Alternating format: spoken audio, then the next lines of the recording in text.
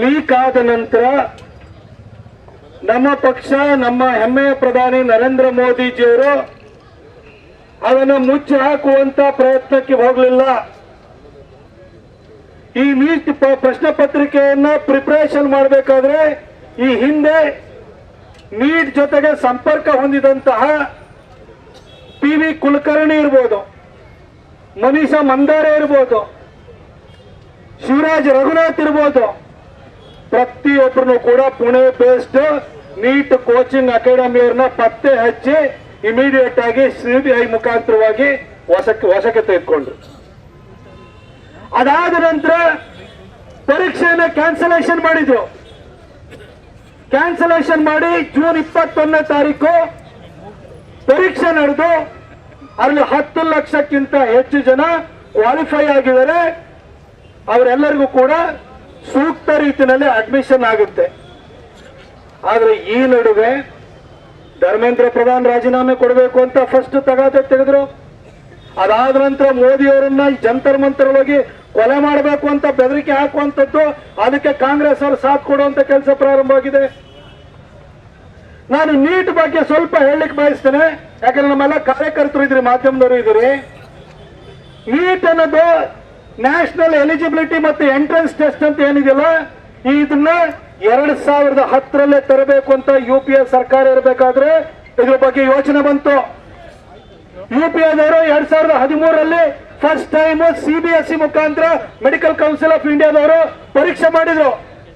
ಆದ್ರೆ supreme court ಈ ಕಾಂಗ್ರೆಸ್ ಸರ್ಕಾರದ ಮೂಗಿನ ಕೆಳಗಡೆ ಇದ್ದಂತ medical council of India CBSE ಮುಖಾಂತರ ಮಾಡಿದಂತ ಪರೀಕ್ಷೆ ಸರಿ ಇಲ್ಲ, ಇದನ್ನ ಪ್ರೈವೇಟ್ ಕಾಲೇಜಸ್ಗೆ, ಸ್ಟೇಟ್ ಗವರ್ಮೆಂಟ್ಗಳಿಗೆ ಇದನ್ನು ಇಂಪ್ಲಿಮೆಂಟ್ ಮಾಡೋದಕ್ಕೆ ನಾವು ಡೈರೆಕ್ಷನ್ ಕೊಡಕ್ಕಾಗಲ್ಲ, ಸರಿಯಾಗಿ ಸೂಕ್ತ ರೀತಿಯಲ್ಲಿ ನಡೆದಿಲ್ಲ ಅಂತ ಹೇಳಿ ಸುಪ್ರೀಂ ಕೋರ್ಟ್ ಇಡೀ ಪರೀಕ್ಷೆನ ಕ್ಯಾನ್ಸಲ್ ಮಾಡ್ತು. ಇದು ಕಾಂಗ್ರೆಸ್ಸಿನ ಹಿನ್ನೆಲೆ, ಕಾಂಗ್ರೆಸ್ಸಿನ ಯೋಗ್ಯತೆ. ಆದ್ರೆ ನಮ್ಮ ಪ್ರಧಾನಿ ನರೇಂದ್ರ ಮೋದಿ ಅವರು ಬಂದ್ರು 2014ರಲ್ಲಿ ಬಂದಾದ ನಂತರ ನೀಟನ್ನ ತರಬೇಕು ಅಂತ ಅವ್ರಿಗೆ ಯೋಚನೆ ಬಂತು. ಯಾಕೆ ನೀಟ್ ಬರಬೇಕು ಅಂತ ಹೇಳಿದ್ರೆ, ಇಲ್ಲ ನೋಡಿ, ಪ್ರೈವೇಟ್ ಯೂನಿವರ್ಸಿಟಿಗಳಿದಾವೆ, ಡೀಮ್ಡ್ ಯೂನಿವರ್ಸಿಟಿಗಳಿದಾವೆ, ಪ್ರತಿಯೊಂದು ಕಡೆನೂ ಕೂಡ ಮಕ್ಕಳು ಅಡ್ಮಿಷನ್ಗೆ ಹೋಗ್ಬೇಕು ಅಂತ ಹೇಳಿದ್ರೆ ಇಲ್ಲ JSSಗೆ ಹೋಗ್ಬೇಕು ಅಂದ್ರೆ ಬೇರೆ ಬರಿಬೇಕು, ಕಿಮ್ಸಿಗೆ ಹೋಗ್ಬೇಕು ಅಂದ್ರೆ ಬೇರೆ ಬರಿಬೇಕು, ದೇವರಾಜ ಅರಸು ಮೆಡಿಕಲ್ ಕಾಲೇಜ್ ಸೇರ್ಬೇಕು ಅಂದ್ರೆ ಬೇರೆ ಬರಿಬೇಕು, ಸಿದ್ಧಾರ್ಥ ಮೆಡಿಕಲ್ ಕಾಲೇಜಿಗೆ ಸೇರ್ಬೇಕು ಅಂದ್ರೆ ಬೇರೆ ಬರಿಬೇಕು, KLಗೆ ಬರಿಬೇಕು ಅಂತಂದ್ರೆ ಸೇರ್ಬೇಕು ಅಂದ್ರೆ ಬೇರೆ ಬರಿಬೇಕು.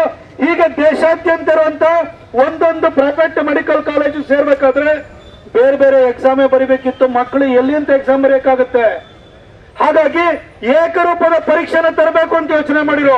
ಪ್ರೈವೇಟ್ ಕಾಲೇಜಲ್ಲಿ ನೀವೇ ಯೋಚನೆ ಮಾಡಿ, 2016ಕ್ಕಿಂತ ಮೊದಲು ಮೆಡಿಕಲ್ ಕಾಲೇಜಲ್ಲಿ ಮ್ಯಾನೇಜ್ಮೆಂಟ್ ಸೀಟ್ ತಗೊಳ್ತಾ ಇದ್ದಾರೆ ಯಾರು? ದುಡ್ಡಿದ್ದವ್ರು ತಗೊಳ್ತಾ ಇದ್ರು. ಕ್ಯಾಪಿಟೇಷನ್ ಫೀ ಎಷ್ಟಿತ್ತು? 2 ಕೋಟಿ 2.5 ಕೋಟಿ ಹೇಳಿರು. ಅದರಲ್ಲಿ ನೀವು ಮಾಸ್ಟರ್ಸ್ ಮಾಡಬೇಕು ಅಂತ ಹೇಳಿದ್ರೆ 3 ಕೋಟಿ ಮೇಲೆ ಹೋಗ್ತಾ ಇತ್ತು. ಇದನ್ನೆಲ್ಲ ಹೊಡಿಬೇಕು. ಪ್ರೈವೇಟ್ ಕಾಲೇಜಸ್ ಕೂಡ ಇದ್ರ ವ್ಯಾಪ್ತಿನಲ್ಲಿ ತರಬೇಕು. ಸ್ಟೇಟ್ ಲೆವೆಲ್ ಅಲ್ಲಿ CET ಮುಖಾಂತರವಾಗಿಯೂ ಕೂಡ ಪ್ರೈವೇಟ್ ಕಾಲೇಜಸ್ ಅಲ್ಲಿ ಕೆಲವು ಸೀಟ್ ಕೊಡ್ತಾ ಇದ್ರು, ಉಳಿದಿದ್ದೆಲ್ಲ ಮ್ಯಾನೇಜ್ಮೆಂಟ್ ಸೀಟ್ ಅಂತ ನುಂಗಾಗ್ತಾ ಇದ್ರು.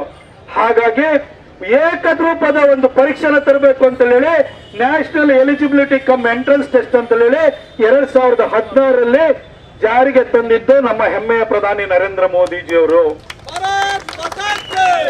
ಅವತ್ತು ನಮ್ಮ ಮೋದಿಜಿಯವರು ಈ ಒಂದು ಎಂಟ್ರೆನ್ಸ್ ಎಕ್ಸಾಮ್ ನ ತರುವಂತ ಸಂದರ್ಭದಲ್ಲಿ UPA ಸರ್ಕಾರ ಇರೋವರೆಗೂ ಈ ದೇಶದಾದ್ಯಂತ ಇದ್ದಂತ ಮೆಡಿಕಲ್ ಸೀಟ್ ಎಷ್ಟು?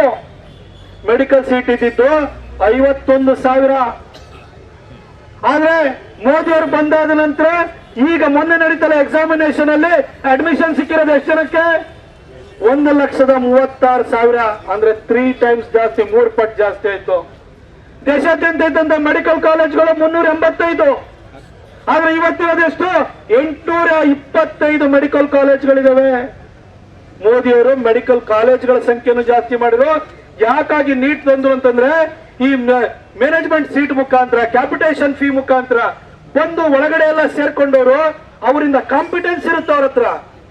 ಒಂದು ದೇಶದ 147 ಕೋಟಿ ಜನಸಂಖ್ಯೆಯ ಆರೋಗ್ಯವನ್ನು ಕಾಪಾಡಬೇಕಾದಂತವ್ರು ಡೊನೇಷನ್ ಕೊಟ್ಟು ಒಳಗಡೆ ಬಂತು ಅಂತಂದ್ರೆ ಚಿಕಿತ್ಸೆ ಪಡೆಯುವ ಸ್ಥಿತಿ ಏನಾಗಬೇಕು?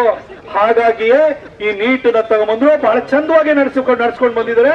ಆದ್ರೆ ಲೀಕ್ ಆಗಿದ್ದು ಖಂಡಿತ ಅದು ಅಕ್ಷಮ್ಯ ಅಪರಾಧ.